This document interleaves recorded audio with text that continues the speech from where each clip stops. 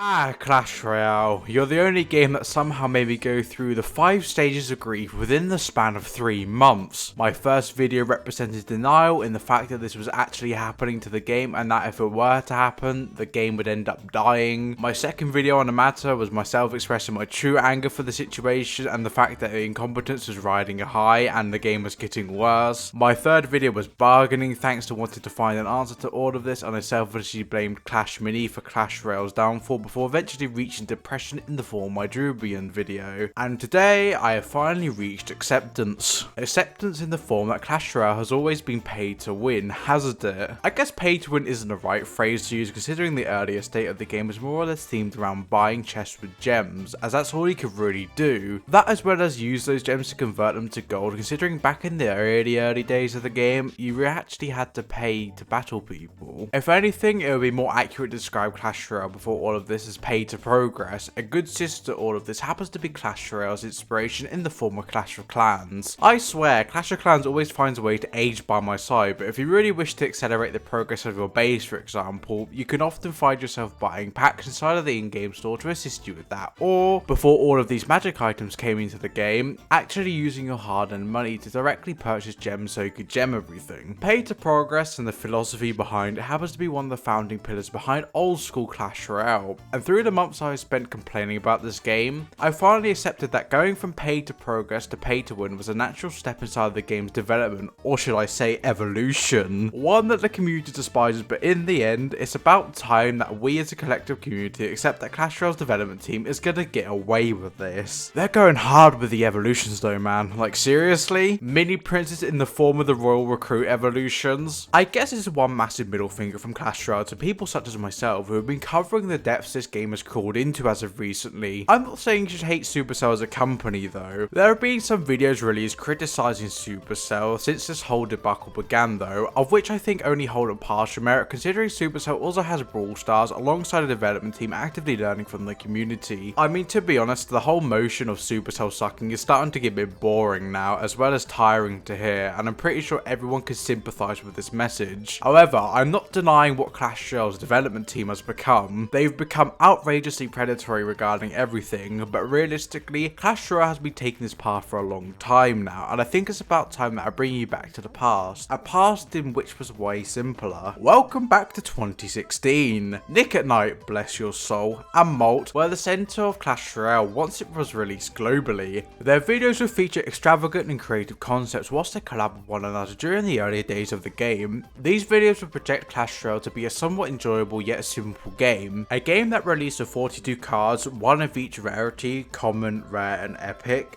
and one that was received with near weekly balance update and card updates that benefited almost everybody. Although these videos were extremely enjoyable and addicting to watch, is how I got sucked into Clash Royale myself when I was 11, I like to zoom in on a very narrow portion of earlier content creation formula that ran rampant during Clash Royale's earlier days. This happened to be the concept of leveling up your cards to max level. More importantly, with the release of legendaries coming back all the way in February of 2016, with the Princess and Ice Wizard being heavily sought after, creators such as Nick and Knight and Malt sought to use their relatively buff wallets from their success obtained from their addictive Clash Royale videos to make chest opening videos. As you all probably know, Clash Royale chests are a form of loot box, an area of contention amidst modern day gaming, but they were pretty standard in the form of mobile games such as Clash Royale and were era appropriate at the time. The only problem with this system was the fact that acquiring the super magical chest at the time of the game being released, the best chest inside of the game, was an immense difficulty that often ended up giving people who had large wallets an unfair advantage. Naturally, that would be the case considering gems are purchased with your real life currency, which then ends up being transformed into something that can be used to purchase these chests. These were only slightly evil at the time, as you could still get along relatively well as someone playing the game free to play so long as you didn't mind occasionally getting owned by someone who had a slightly higher level deck than your own. Even so, it wasn't really that big of a problem. The only reason why I differentiated the terms pay to win from pay to progress is the fact that back in 2016-2017,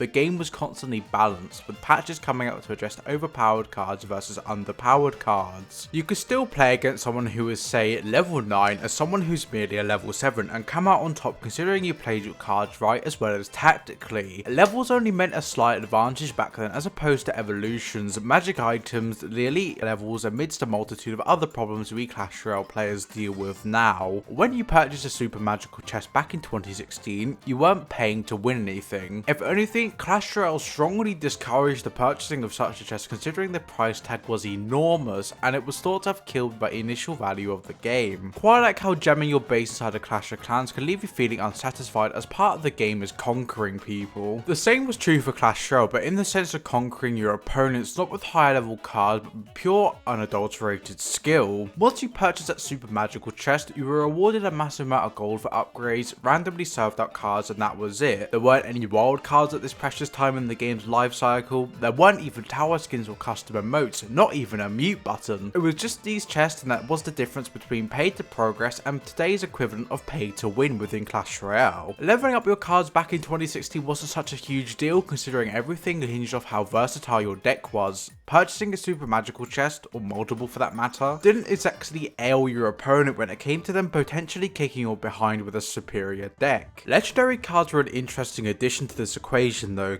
as everybody wanted them, but their level was simply irrelevant. The same went for their utility value as well. But it wouldn't be Clash Royale has always been paid to win without exposing some of the overarching flaws this system has. Although in its youth, paid to progress still set the scene for what would eventually become paid to win philosophy. You could still spend absolutely abhorrent amount of money inside of some of the lower leveled arenas such as Pekka's Playhouse to progress forth into Hog Mountain, which was the legendary arena of its time. I wonder if you missed when it used to be that simple. Anyways, it's not that the lack of evolved cards or magic items was stopping anyone from maxing out their deck to maximum level at the time and proceeding to curb stomp everyone with their max level cards provided they knew how to play the game. The problem back then was a lot more subtle, and it happens to be now, considering back then it was the willingness to buy gems that brought you forward into Progressionville, whereas today's Clash Royale tempts you with all sorts of rip-off packs with frankly bogus valuations to entice you into purchasing something that will briefly propel you above the competition, such as an evolved card or elite wild cards. Whilst the fun used to stop once you reached the maximum level regarding your cards in 2016 and 2017, considering there was a cap to how many cards you could have until those cards were converted to gold. Nowadays, Clash Royale has learned from the system of restricting people and have turned it into an absolute grind regarding elite wildcards that have possibly one of the worst conversion rates inside of Clash Royale's history. Back then, the game potentially made even more money from gullible or excited people purchasing gems to have a go at the random loot box that happened to be the super magical chest. Of course, this was a notorious method of gambling and the chests back in those times were valued at notoriously bad prices, but this still meant that people who had a monstrous amount of money could theoretically blast through arenas by purchasing these chests whilst actually being very bad at the game.